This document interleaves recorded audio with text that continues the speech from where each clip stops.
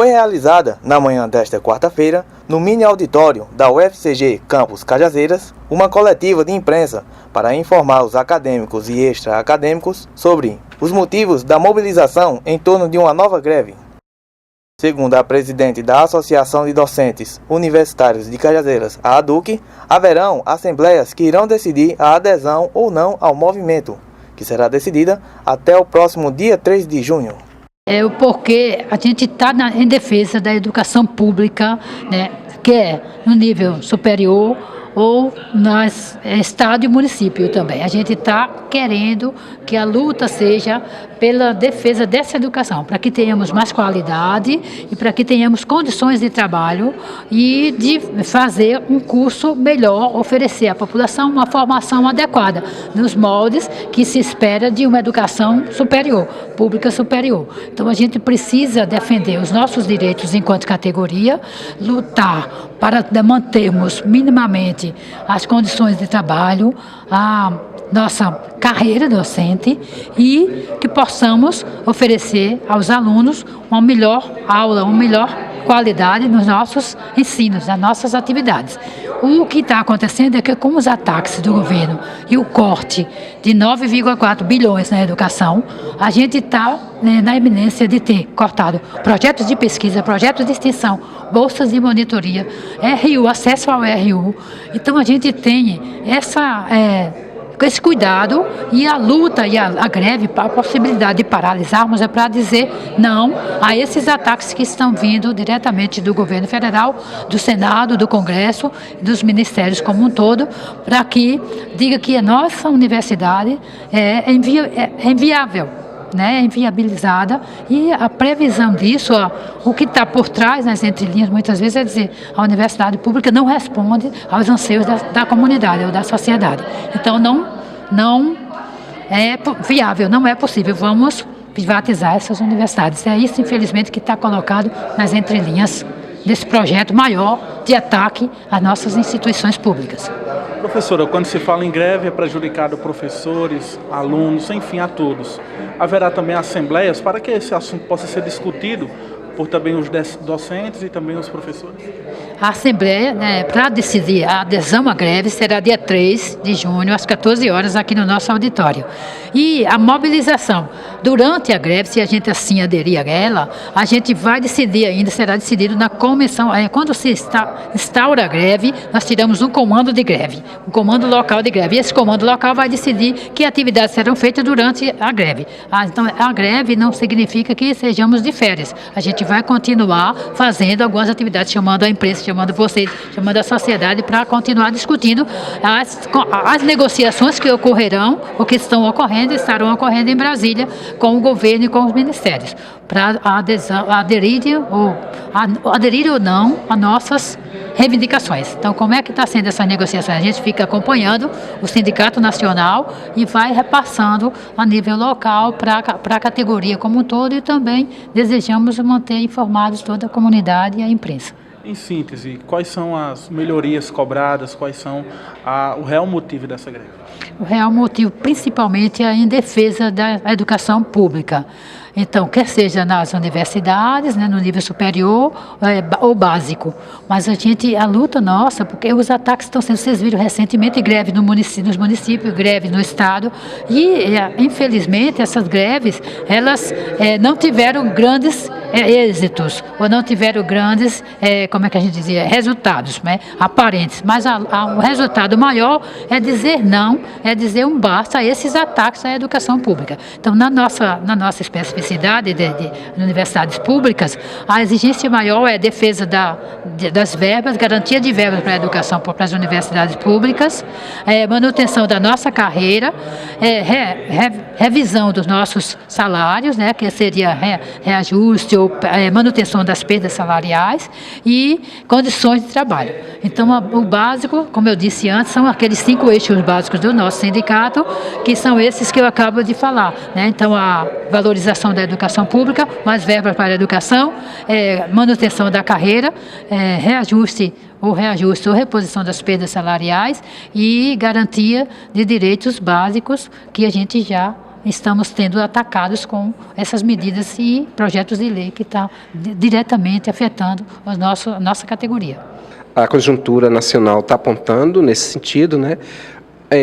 Anualmente, o nosso Sindicato Nacional, o ANDES, encaminha protocolo como desdobramento, como consequência de encontros, de eventos que ele promove, juntando os servidores, os professores de todas as universidades federais, encaminha uma pauta de reivindicações para o governo com pedido de negociações.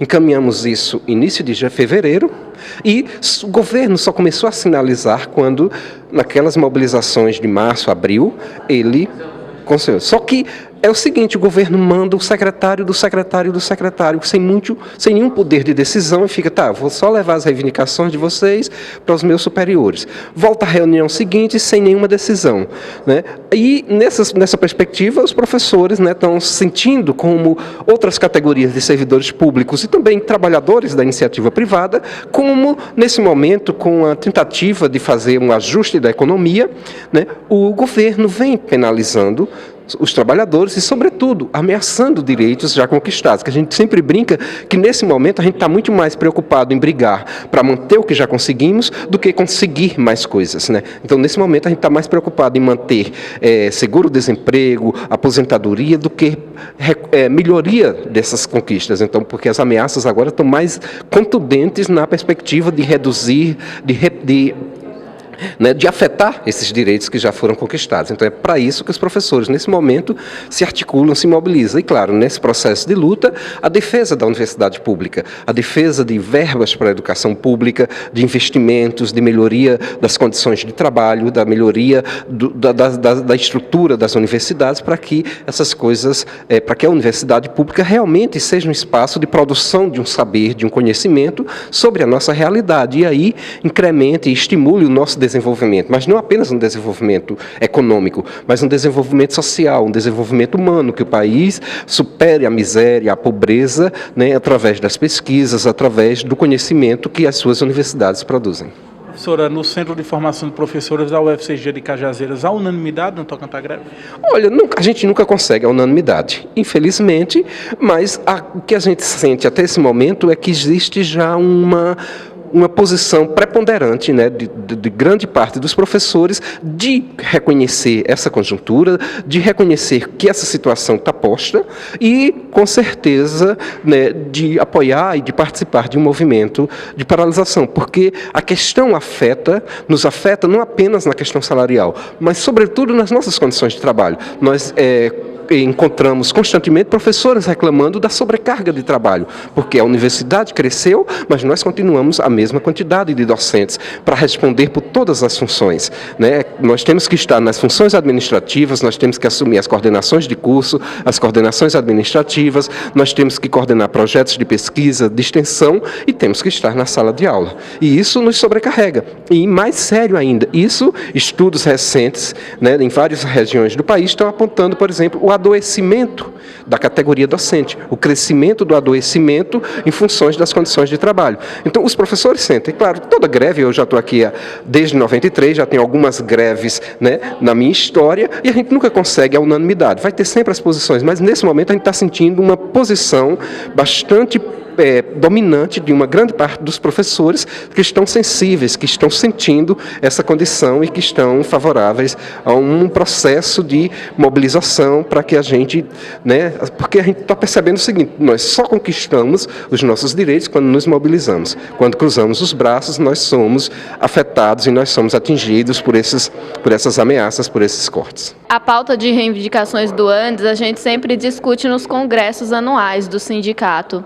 E aí, nesse congresso de fevereiro, que eu estive presente em Brasília, a gente aprovou uma pauta de mais de 15 folhas, que aponta exatamente o que o ANDES coloca, que ele acha que é o ideal para a educação funcionar bem no país, o ensino superior funcionar bem no país, em vários setores, né, em várias coisas que se referem à educação. Mas a gente pode destacar os 5 eixos que a professora Rizomar colocou. Tem a questão da carreira, que a gente fala, que a carreira inclui tanto a questão salarial quanto a questão da possibilidade de ascensão, de valorização do trabalho do professor universitário. Quem conhece professor universitário sabe que a nossa vida é estudar, estudar, estudar, e se formar e tal, o tempo todo se atualizando. Então, é um constante esforço para a gente conseguir alcançar outros níveis da nossa carreira. Mas outro ponto muito importante é a questão de condições de trabalho. Quando a gente fala de condições de trabalho, isso necessariamente implica também condições de estudo para o aluno. Isso envolve estrutura física, né? A gente aqui no CFP sofreu muito nos últimos anos porque os nossos cursos explodiram o número de cursos, o número de alunos, as licenciaturas, por exemplo, de ciências, né? Que era um curso só e foi dividido em 4. Enfim, a gente aumentou o número de cursos, o número de alunos e não aumentou proporcionalmente o número de salas. Então, a gente ainda vive uma briga no começo de todo semestre entre as unidades para quais são as minhas salas, quais são as suas salas, e as pessoas às vezes não sabem disso. Outra coisa, laboratórios. Ah, mas tem um laboratório de anatomia que foi doado pela cidade para o curso de medicina, mas ninguém sabe quais são as condições de funcionamento desses laboratórios, se eles têm os insumos necessários. Eu, por exemplo, como professora, já ouvi várias vezes os alunos de enfermagem conversando e se reunindo para dividir os gastos para comprar materiais para algumas coisas das aulas. A biblioteca. A gente tem os livros novos? Tem. Mas tem na proporção que são necessários? Não. A universidade em que eu estudei, que foi a Unesp, ela tinha uma biblioteca que dava, sei lá, 5 dessas, pelo menos, e era um campus mais ou menos equivalente no número de cursos. Então, você começa a ver que existem muitos problemas das condições de funcionamento, fora as questões mais básicas que a gente discutiu antes, por exemplo, a terceirização, que a gente se sensibiliza muito com a situação dos terceirizados, que são pessoas que às vezes ficam sem receber salário por meses. A gente, várias vezes, professores aqui já fizeram campanhas para juntar dinheiro, para colaborar, para dar cesta básica, porque eles ficam sem nenhum apoio, sem nenhuma referência. E não adianta fazer como está propondo o Congresso Nacional, vamos regulamentar. Porque não é regulamentar, tem que acabar com esse regime de trabalho que é precarizado.